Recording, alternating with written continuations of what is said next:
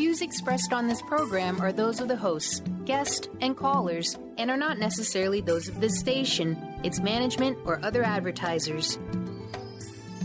You're listening to Transformation Talk Radio.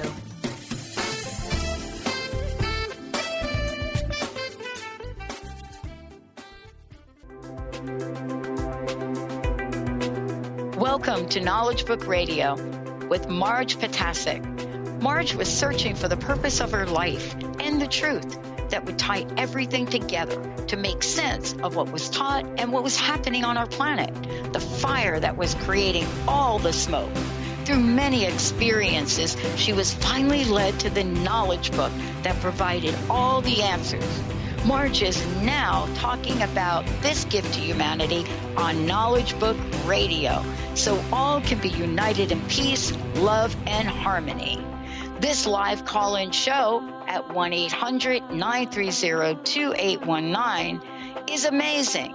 So get ready to hear about the Knowledge Book. Here's your host, Marge Ptaszek.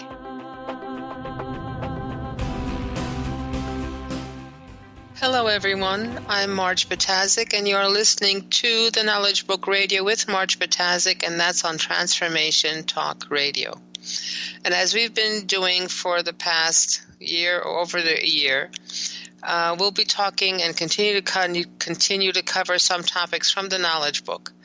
And this week, we're going to talk and address listener questions, with the emphasis being on conditioning. We started this topic previously, but somehow we didn't have enough time to cover it in depth. So this week we're going to study and cover this topic of conditioning. Plus there are still additional questions that we have not been able to address. So hopefully we'll have time for that as well. So before we go on, I just would like to remind you that our website is www.usa.theknowledgebook.net. The Turkish World Brotherhood Union website is www.dkb, that's David Kite Boy, Mevlana.org.tr. My telephone number for texting and calling is 973-787-7035, and my email address is mmjp99@gmail.com. That's Mary John Peter 99@gmail.com. Topics, questions are more than welcome on either vector, either the telephone or the email address. So please do text me and call me or email me with any questions you may have about today's topics or previous topics from previous shows. And of course, this is all very welcome, and hopefully we'll be able to cover more in-depth topics from here on in as well. So the question that we were addressing was, what is this conditioning mentioned in the Knowledge Book, and how can we and do we get rid of it? So I'd like to start out with maybe talking about physical conditioning. Now, physical conditioning, as an example, that's what it talks about when we start to develop our physical fitness through adapting the body and its various systems to an exercise program. So basically, it's a preparation of the body to be able to become stronger, to have greater strength, to have greater speed, to have greater endurance, and many other physical attributes.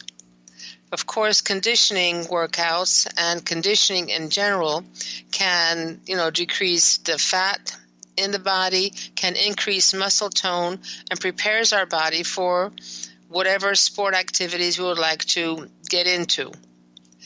Now, physical activity or exercise, of course, improves our health and lowers the reduces the risk of developing diseases like type 2 diabetes, like cancer, like cardiovascular disease. And of course, it has been proven over and over again that physical activity and exercise has both immediate and long-term health benefits. As long as we are regularly active, we can improve our quality of life on a daily basis. Now, whenever someone joins a sport or wants to do a particular sport, there is always a physical conditioning exercise regimen that is provided for that individual that specifically allows that individual to be able to function in that sport without injury and being able to maintain their health. And this physical conditioning, again, has several components, which is power, strength, speed, balance, agility, coordination, and endurance. And as with everything, you need to start with the lower end of the exercise regime, lower end of the exercise program, starting out with easy steps and gradually increase the difficulty of the program to be able to progress safely and being able to actually do the sport or do whatever it is that we want to do. So when you think about it logically, if someone has just been basically walking maybe a mile a day, walking, not running, but walking a mile a day, or they've just gotten over being sick, there is no way they can enter and actually successfully run a 25-mile marathon. So everything needs to be done on a gradual basis. Everything needs to be done in a progressive way so that strength is built up gradually, that endurance is built up gradually, and the body gets stronger gradually. Not only the physical part of ours is undergoes this training, we could also do the training to our brain, which allows us to prevent dementia and other brain ailments. So conditioning of this kind basically exercises our brain. And there are certain games and certain puzzles and brain teasers that are actually beautiful in how the brain then can form new associations between different parts of the brain, and that therefore keeps the brain sharp. So you have varying activities that need to be done, and interestingly enough, in order to keep the brain healthy and working well, we need to exercise. We need to actually eat good food that is good for our brains and actually be able to go outside of the gym and do some exercises, running, walking, whatever sport activity you're involved in. So physical activity, keeping the body safe and keeping the body strong will also keep your mind strong. Okay? So we've covered a different kind of conditioning, but basically it means how to make our bodies and brains stronger by some kind of a physical or mental exercise.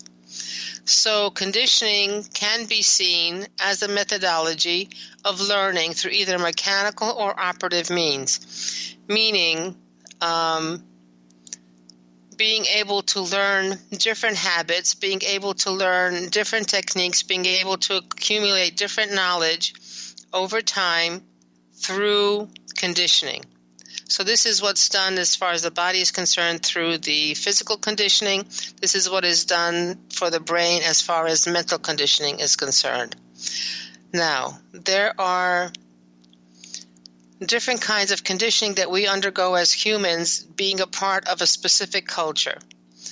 Now,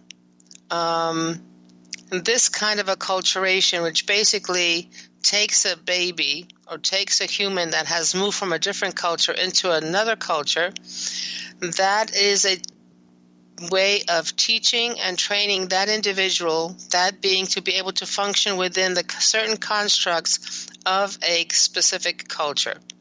So even though we are doing the same kind of ceremonies, meaning weddings, funerals, birthdays, greetings,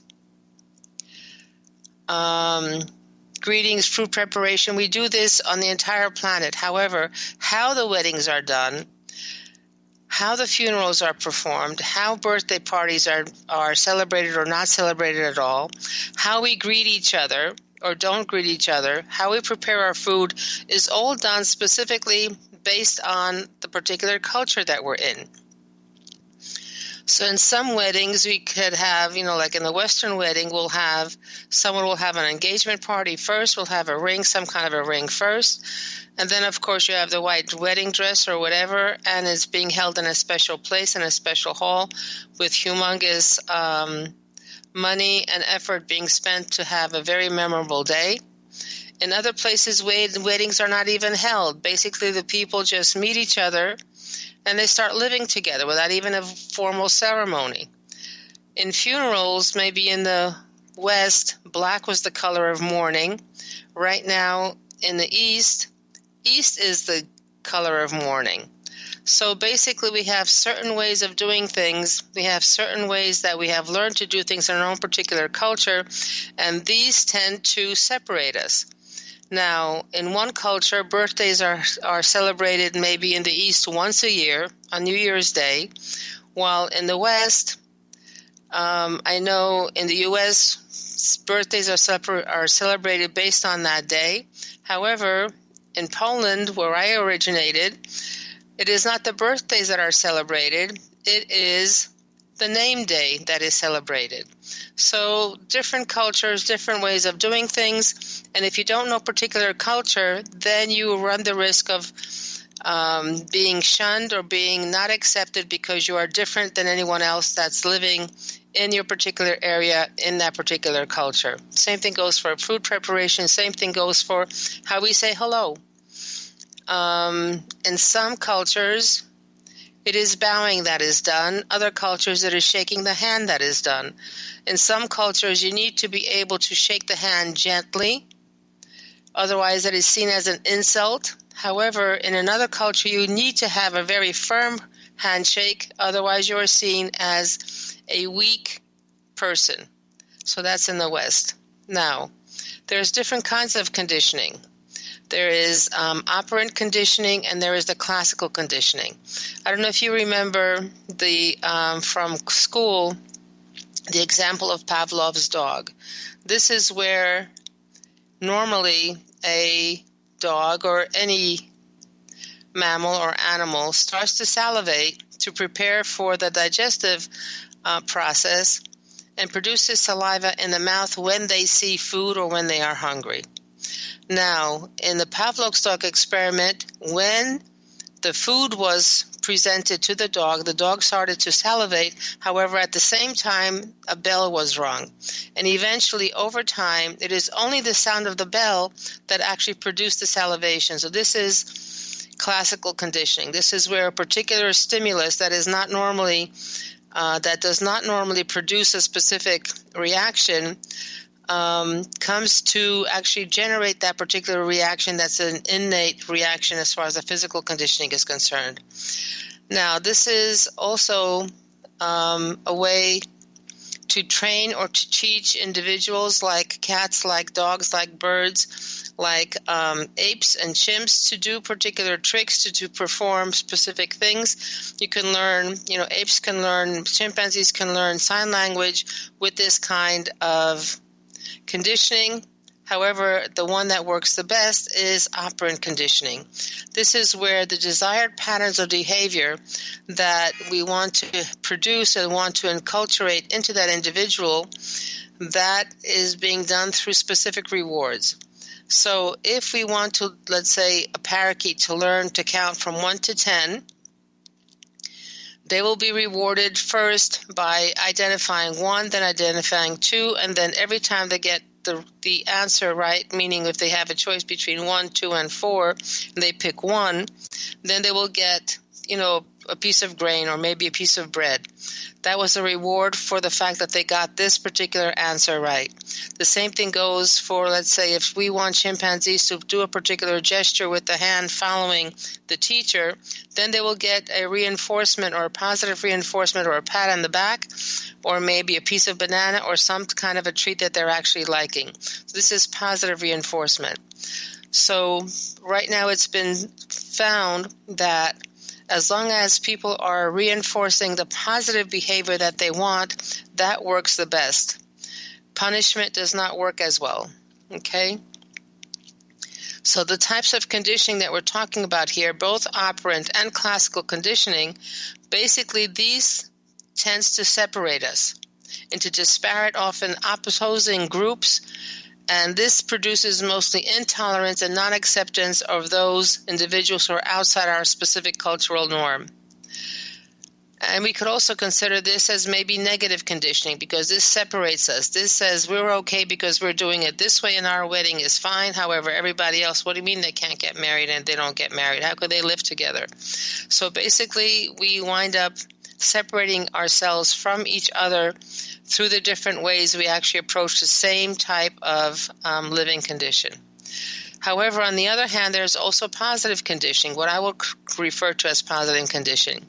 And this is the religious training that we've been undergoing for over 6,000 years. This is the religious training that started with meditation program. This is drawing down cosmic energies through thought power.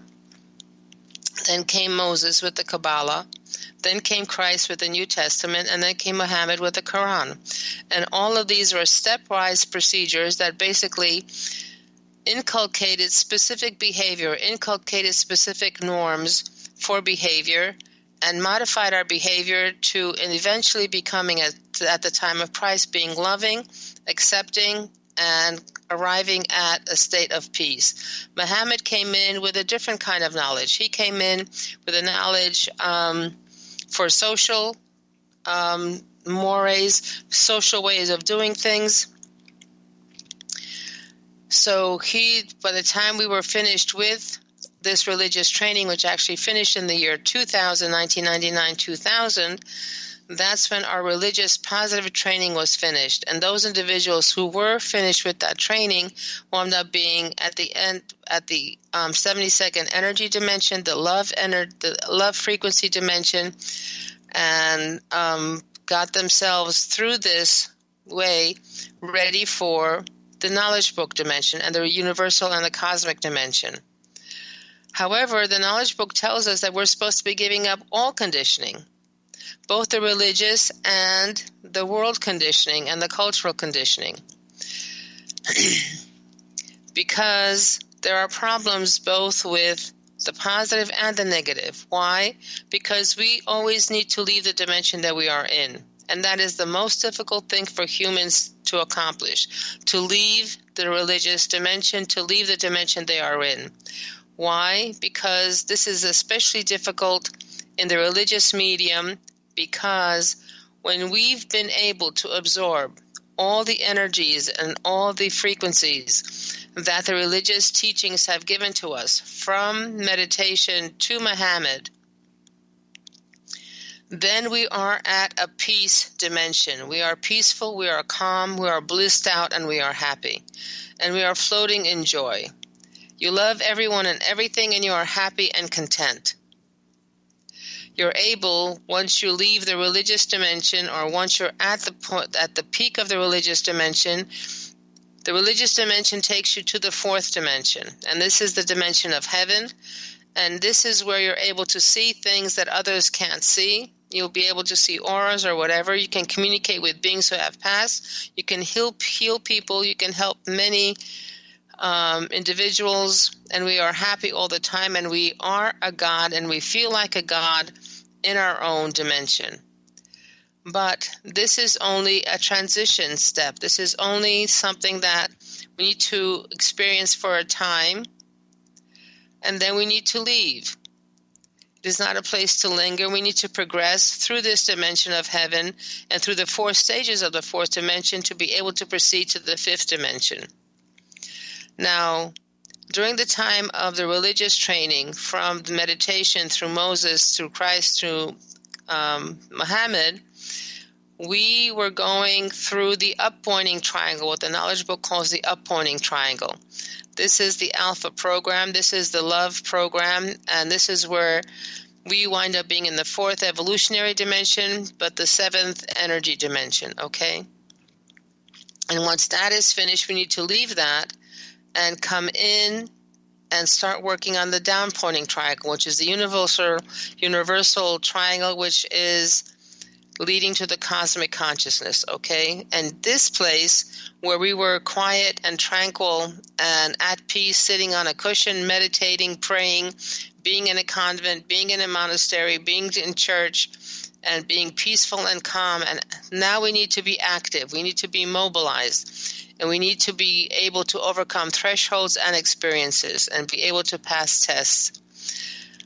And this is where the other individual, the other people are critical, as we cannot do this alone. We need to have experienced both sides of the coin, meaning both the positive and negative aspects of whatever particular activity we're doing. We need to have learned all the lessons and where we actually graduate to the knowledge book. So the fourth dimension is critical for us to be able to absorb and be finished with the world dimension, meaning anything that we're still not satisfied with, anything that we still haven't accomplished, we still haven't done, whether it is learning, whether it is knowledge, whether it is sex, whether it is music, whether it is anything that is out there that we haven't experienced, that we haven't gone through, that we haven't learned the lessons of on both sides of the coin, meaning both have enough food to eat and starving, and being wealthy and being poor, being rich and being poor, and being a king and being a pauper, being the ruler and being a slave. All of these need to have been accomplished by the time we get finished through the fourth dimension, and therefore come jumping into the knowledge book dimension, the universal dimension. And what the knowledge book programs actually are there to accomplish is to remove our conditioning, to remove our cultural, our religious, and our world conditioning. Because in the religious dimension, we have the guru, we have the lama, we have the priest, we have the rabbi, the imam, and the teacher is always prominent, and the teacher is always telling us what to do. However, once we get through the fourth dimension and arrive at the knowledge book programs, then we ourselves are the gurus, and our essence in the knowledge book are the guides of what to do in a particular circumstance. Now, one of the prime goals of the religious dimension is for us to be able to be generous, to be able to give without expecting anything in return. That is the true love frequency. And that is held in very high esteem by everyone in the religious dimension. That's one of the first things that is being taught. Generosity is number one as far as the Buddhists are concerned. Charity is the number one as far as the Christian dimension is concerned. However, when we are in the knowledge book studies, being helpful or being generous can prove to slow someone's evolution, and therefore is not recommended at all times. So we are here to be learning to be responsible for ourselves, to provide for ourselves. So if we are in a situation, let's say an individual asks us for money, and we give the money, and we ask them the money again, we give the money, there comes a time when we realize, wait a minute, I am giving this individual money. That individual is not learning how to manage their own money, earn their own money, and being able to be a self-sustaining, autonomous, productive individual in society and in the family. So giving in such a situation would not be considered as a good thing, because you are not helping the individual, actually hurting the individual by allowing them to stay in a position where they do not grow. Okay? So, and eventually, through the knowledge book studies, through the programs of the knowledge book, we get to the place where the heart and the mind, the essence and the logic are in balance. And we need to leave whatever dimension we're in at a particular point in time and travel up the evolution ladder. Okay? So, where before it is the teacher that told us what to do, right now it is our essence and our conscience that tell us what to do. And the knowledge book is the guide as far as that's concerned. Now, there is also something called obsession. If you do not want to leave the dimension that you're in, and if you're stuck in a particular dimension and you absolutely refuse to receive the call, the energy, and the training of the next dimension, that's what the knowledge book calls obsession. And this is where conditioning takes us. This is where conditioning leaves us, and this is where we get stuck in one dimension, refuse to leave, because we are fine, we are wonderful. However, being obsessed does not necessarily mean always, as far as being peaceful and calm and blissful. We also could be in a very painful dimension. We could have come into a family that was abusive. We could have come into a family that has always been hurting us. Somehow we had to live through that karma. We had to live through those lessons that we needed to learn. And we are filled with pain. So we need to leave that pain behind as well. But what happens? What comes in is, okay, if I let go of this pain, what's going to come instead of that pain. At least I know the pain. At least I know where I am. I know what it feels like, and I could carry this around with me because I've been carrying this around with me for a while.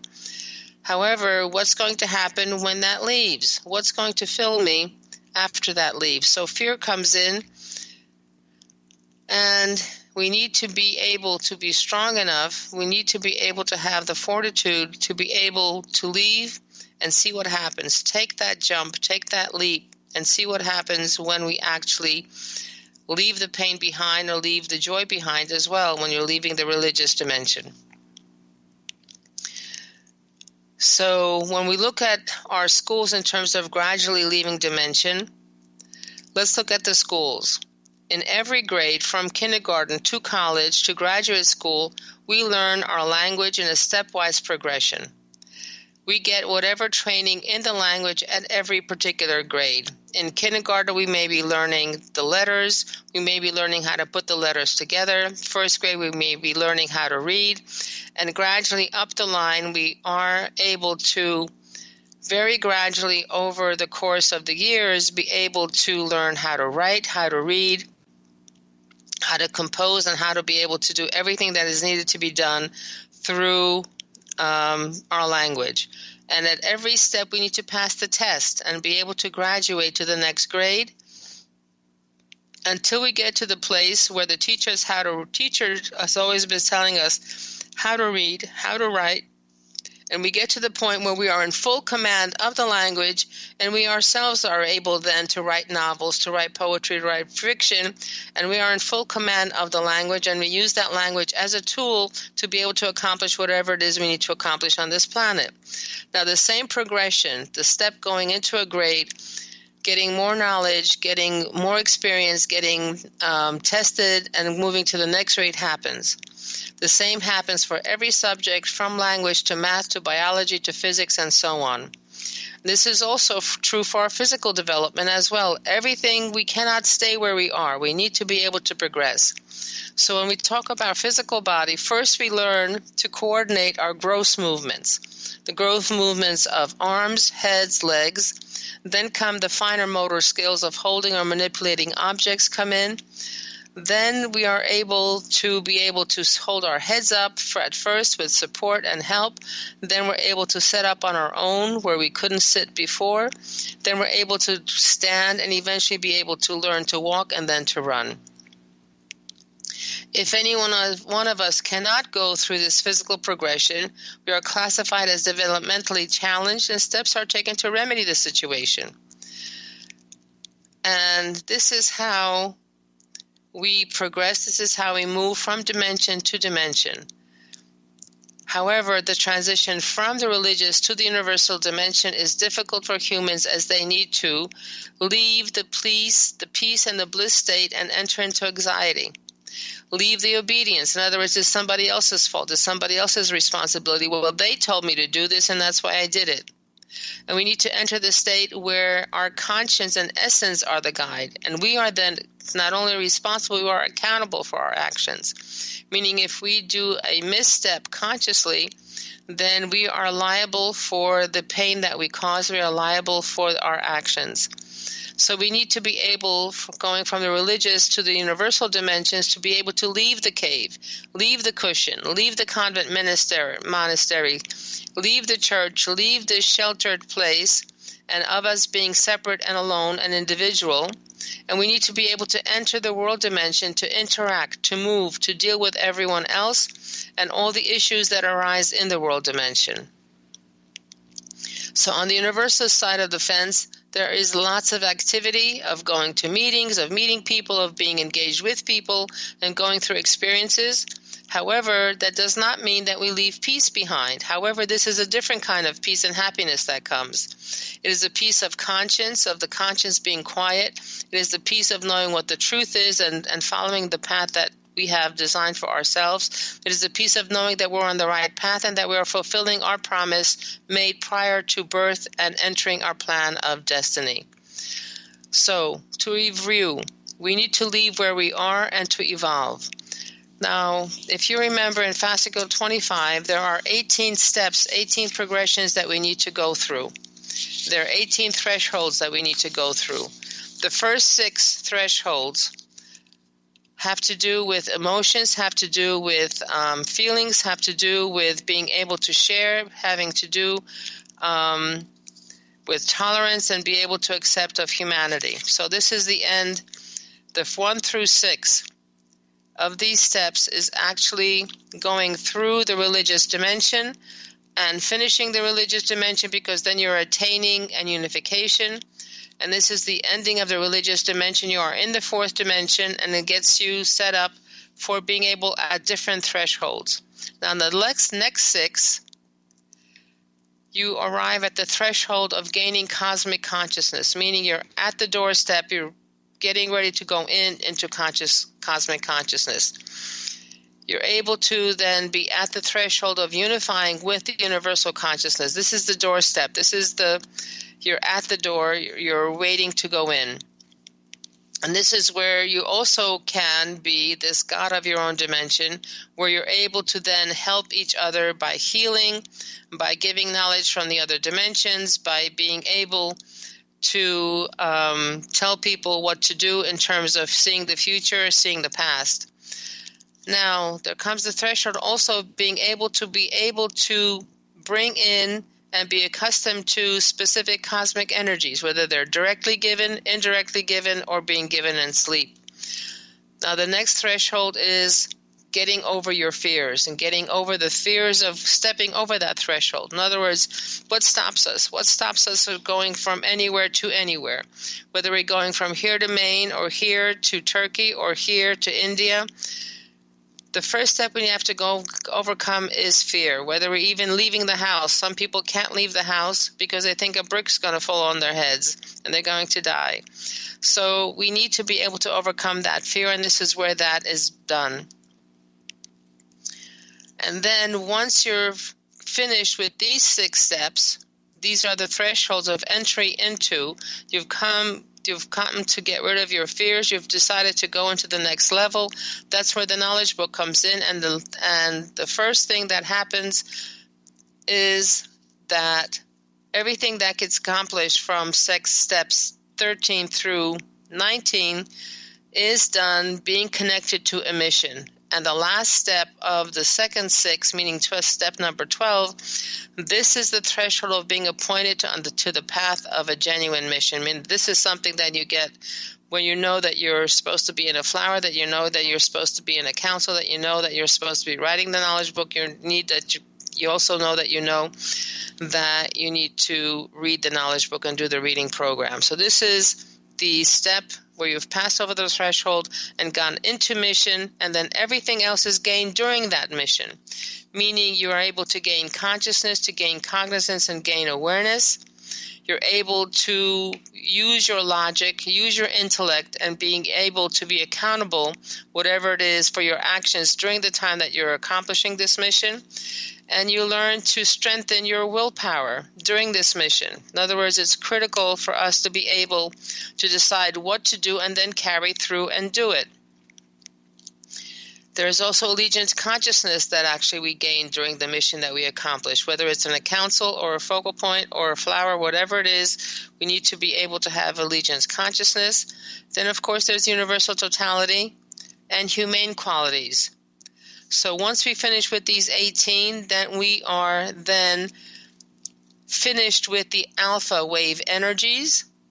We have absorbed all the alpha wave energies, and the knowledge book and the system can then finish up and give us beta wave energies. Now, actually, when you're finished with the 12, you have finished with the alpha, and then the 13 through the 18 give beta wave energies, and once you are finished completely with alpha, then you get completely cut off from the alpha, and the system connects you to the beta line, and you're able to then to proceed. And then we get to the direct omega gate, and at the omega gate, this is something that we need permission to go through, because this is an extremely energetic point that we need to get through and be able to successfully pass through. We ourselves will not be able to pass through it based on our own decision in the sense, oh, I want to be there and you'll jump in. No, that's not the way it happens, because your body and your energy body, everything has to be at a point where you're able to tolerate those energies and frequencies, that you're able to tolerate those steps. And we will be then taken, as long as we're at the proper frequency level, to be able to progress and go forward. So we've kind of covered conditioning from a different angle, not only from the acculturation or the world level conditioning that is being done, and also the religious conditioning that is being done. And the Knowledge Book, of course, is also doing its own level of conditioning, of being able of, number one, if we are, let's say, in the fourth dimension, we're getting ready for the fifth dimension. What happens? The fifth dimension entities who are at that dimension, when we are ready and we start being curious about what the fifth dimension is and what it does and how it does it, that's when the beings or the entities who are at that dimension, who are responsible for the training in that dimension, start contacting us, start giving us energy, start giving us knowledge, start giving us frequencies. And at the same time, those entities who are responsible for our training at the fourth dimension start finishing up and testing us to see whether we have successfully absorbed and have successfully gotten all the energy, all the frequency, and the knowledge that's attainable in the fourth dimension. And therefore, if you pass, then we get graduated and pass to the fifth dimension. Then again, the fifth dimension has many levels as well. And step by step, each being or each entity, each power or celestial power that is existent at that dimension helps us to be able to progress through the fifth dimension onto the sixth and so on, until we finally arrive at the seventh dimension, which is a final manifestation boundary of humanity, and we're able to progress to the eighth dimension, where we merge with our spiritual totality. And this is where our physical construct, our physical body, is able then to withstand the spiritual totality energies and frequencies, because it is at the same frequency level, at the same level. So our essence is equal to our bodies, our frequencies are equal to our bodies, and therefore we merge with the spiritual totality, and then we are able to go through the Omega Gate and arrive at the lordly dimension, which is the technological dimension, which is a very high energy dimension. So this is our progression of steps. This is what we need to be able to accomplish, and the Knowledge Book is here to allow us to accomplish this. Okay, maybe now it's about time to take a break. So you've been listening to the Knowledge Book Radio with Marge Ptaszek. And again, I'd like to remind you that our website is www.usa.theknowledgebook.net. Telephone number for questions is 973-787-7035. And again, my email address is mmjp99@gmail.com, maryjohnpeter99@gmail.com. When we come back, we'll continue maybe with summarizing the conditioning aspect, and then go on with other questions. Stay tuned. We'll be right back.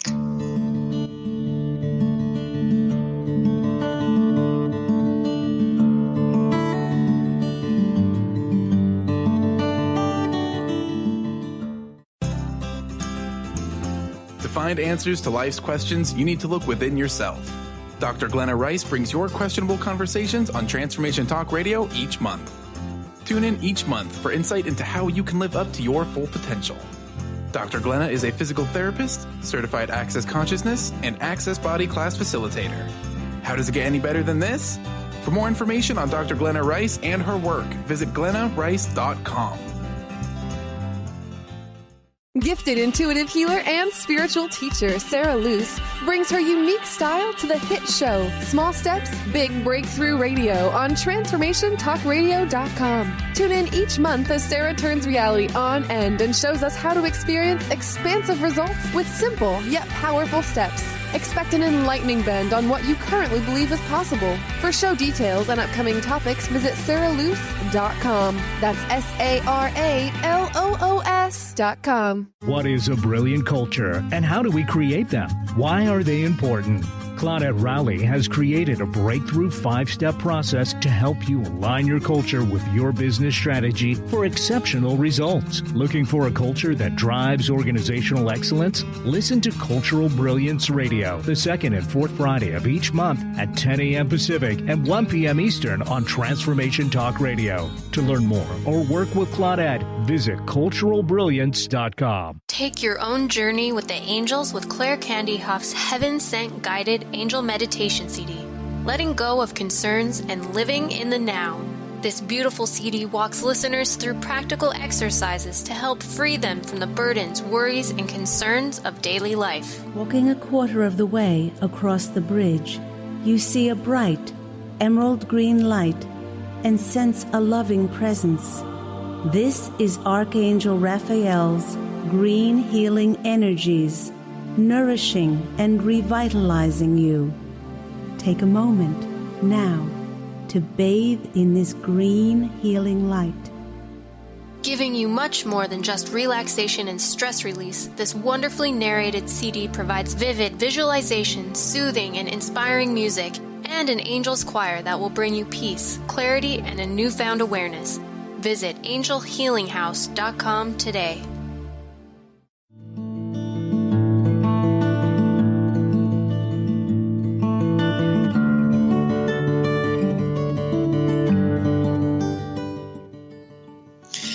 And we're back on the Knowledge Book Radio with Marge Ptaszek on Transformation Talk Radio. Again, I'd like to remind you that our website is www.usa.theknowledgebook.net. Telephone number is 973-787-7035. Email address is mmjp99@gmail.com. Mary John Peter 99@gmail.com. This is all for providing us with questions, with topics that would you like covered, either from the Knowledge Book or whatever it is that you're doing. However, please keep in mind that we are only authorized to explain the Knowledge Book to the extent that we can, and not delve into personal issues or anything like that. Okay? So we'll continue with our topic at hand. So we've covered conditioning. And what's the entire purpose of this conditioning and letting go of this conditioning? The entire purpose is for us to be able to leave the dimension that we are in, whatever dimension that is, and progressively step through our evolution plan to be able to go back to the spiritual dimension that we come from. So our essence is actually from the spiritual totality. It is perfect. It is the speck of God that each one of us has. And what's been going on is that we have been going through the evolution of energy and the physical form that we're in. We have been encased in biological robots that allowed us to go through our lifetimes in the evolution path, coming from a speck, going into a microorganism, going into maybe a plant, maybe then going into an animal form. And each one of those steps had its own particular criteria that we need to go through, and at each particular dimension we need to have helped 6 other entities. Now, if you remember on the website on YouTube, there are YouTube clips going around where a horse is feeding pigeons, where one animal is helping another. So I think this is one of the things that an animal has to do in order to be able to move from that dimension to the next dimension, is help 6 other entities in that dimension to be able to progress to the other dimension. And we do this at every dimension. So this is how we progress. This is how we grow. This is how we move from dimension to dimension. And the entire purpose is for us to go back to that spiritual totality and bringing our energy, bringing our physical construct with us. Meaning when our physical frequency, our physical energy in an evolution level is at the same level as the spiritual totality, that's when we can merge our spiritual energies completely with every one of our cells in our physical body. So each one of our cells then becomes a cell brain, which then can, at every level, that cell brain becomes the lord of the dimension that they are in. And this is the level that we need to be able to be in order for us to be able to be taken out of the world dimension and into the advanced dimension. That's the entire purpose of leaving a dimension that we're in and keep going. So there's another question here that has got to do with this topic. When you mention leaps, can you relate that to people? Is this how we learn and advance? So leaps are basically thresholds, and the thresholds are basically examinations. This is where someone is presenting to you anger, someone is presenting to you something that is not tolerated by your culture. This is something that someone presents to you, and this is your opportunity to learn. This is your opportunity to learn patience, to learn tolerance, to learn willpower. In other words, all these good qualities are now being tested, and whether you still have them or not. Okay, now we have to remember that we can't be in two places at the same time. So an energy or a frequency cannot be, we cannot be at two frequencies at the same time. It's like being, a little bit pregnant. You're either pregnant or you're not pregnant. There's no in between. So you're either in one dimension or another dimension. So you need to be able to jump from one to the other. The best, maybe not the best, but the way I understand it the best is that when we're talking about electrons and electron shells around the nucleus of an atom, those electrons are either there or they're not there. They're either in one shell or the next shell. They disappear from one and appear in the other. So basically we disappear in one dimension, we arrive at the next dimension. Okay, so this is how we actually go from one place to the other. Why do we have to go? There's another question. Why do we have to go to advanced dimensions? Well, when we get comfy, we get habituated, we don't want to move. And again, I'm repeating that the hardest thing for a human to do is to actually to leave the dimension that they're in. Whether that's painful dimension or not a painful dimension or a blissful dimension, we don't want to leave because we have that essential fear of where we're going, why are we going there, what's going to be happening. And this is where knowledge comes in. When knowledge comes in as to what to expect, how to expect, and what to do, and how things work, then you're much more confident in being able to actually jump and go from to the next place. Now, the Knowledge Book tells us that every one of us has to go through all the dimensions that we have to go through, and there's a certain length of time that is allocated for each dimension. So the dimension of meditation, that was about 2,000 years. In terms of Moses, that was again 2,000 years. In terms of Christ and Muhammad, that was again 1,500 years. So there was a specific length of time that we were supposed to be in that dimension. And ever since the year 2000, the religious dimension has been closed, meaning for those individuals who have already gone through the entire spectrum of of all those dimensions, that religious dimension has been closed. However, those individuals who still have not finished that training, who still have not undergone that entire education process from those dimensions, are still there. Okay, so they need to go through and be able to accumulate and absorb and integrate with all those energies for every one of those dimensions. Now, if we look at around us as to why we need to move from dimension to dimension, we need to be able to go and leave our world dimension to go to the advanced dimensions, because we are doomed to self-destruct. We are using up all the resources on our planet. We are going into a very dangerous electromagnetic field and radiation field. We have more atomic weapons than is capable of destroying our planet more than once. So destruction is prepared on all kinds of, and we're kind of self-destructing as we're speaking in terms of what's going on our planet. So we need to be able to continue to exist. If we want to continue to exist, then our energies need to be able to be at a particular level for us to be able to be taken out of this dimension, to leave the world dimension behind, and therefore be saved, okay? There's another question. Can you elaborate some more on the book being a warning, a conveying, and a selecting book? Okay? So the Knowledge Book basically is an explanation and a clarification of the previous sacred texts. Plus it gives us additional knowledge and information, and of course energies and frequencies on what's going to be happening in the next 2,000 years, because this is the next phase, and we're supposed to be in the knowledge book phase for the next 2,000 years.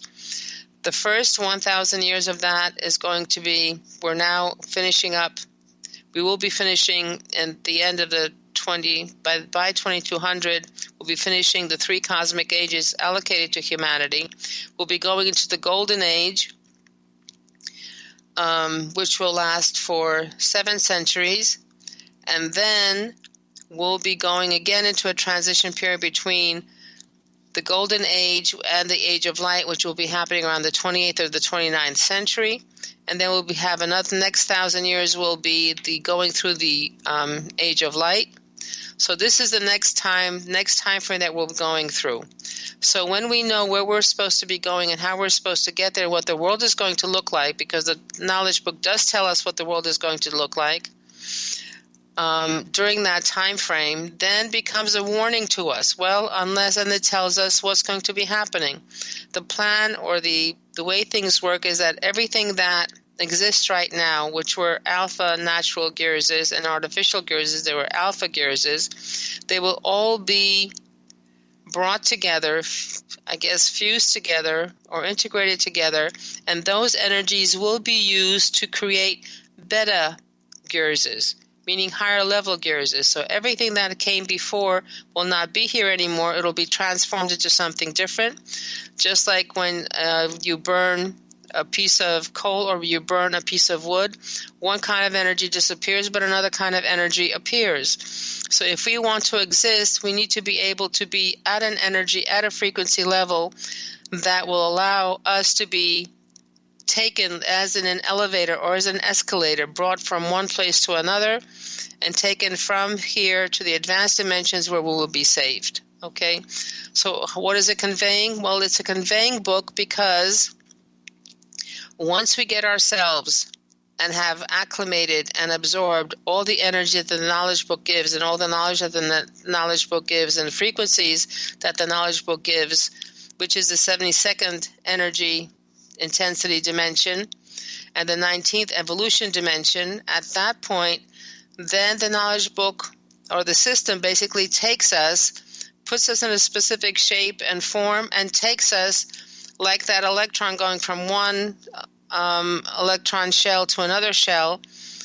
It'll take us from where we are to that next dimension, the advanced dimension. Is it a selecting book? Yes, because as we're going through the knowledge book, the words, the ideas, the concepts that are in there, depending on how we react to them, and depending on how we think about them and we act about them, then the system knows, and the higher celestial authorities also know who we are, where we are, what evolution level we're at, what consciousness level we're at, what frequency and energy level that we're at.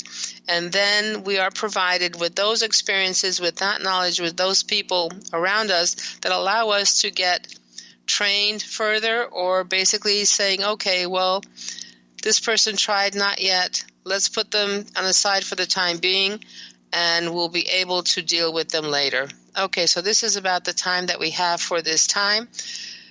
Time flies when you're having fun. So please remember that we still have the first, the 20th, and the 25th fascicule of the book, chapter of the book, to give as presents. So please do send email your postal mailing addresses for us to be able to ship that to you. We do travel to talk about the knowledge book if anybody would like that to happen. So, and as the knowledge book says, and Mrs. Chirac often repeats to us, we are the ones who will save the world. So please take care of yourselves, take care of everything, and any questions, any suggestions, please text or email them to me. Okay, see you next time. All the best. Take care. You've been listening to Knowledge Book Radio with Marge Ptaszek. Marge was led to the Knowledge Book, a gift to humanity, and its time of transition to the Golden Age that provided the truth and energies and frequencies. Now, she shares information from and answers questions about the Knowledge Book with you each Tuesday at 1 p.m. Pacific, 4 p.m. Eastern on TransformationTalkRadio.com. For more information, visit Marge at usa.theknowledgebook.net.